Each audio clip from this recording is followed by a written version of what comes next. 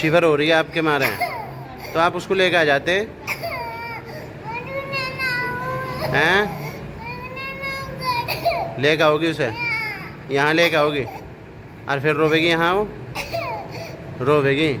ہاں آپ کے مارے رو رہی وہ؟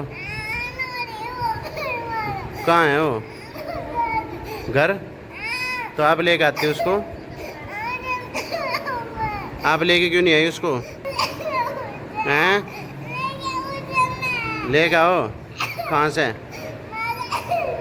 تو پہلے ہی لے کے آتے اس کو۔ پڑھ لیا آپ نے؟ کہاں پڑھ لیا؟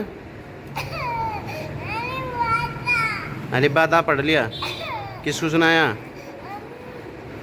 کس کو سنایا؟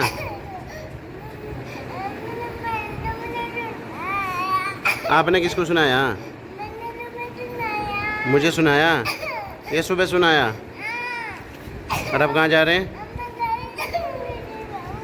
کون لے کے آیا تھا آپ کو؟ کون لے کے آیا تھا؟ امی؟ ابو لے کے آئے تھے؟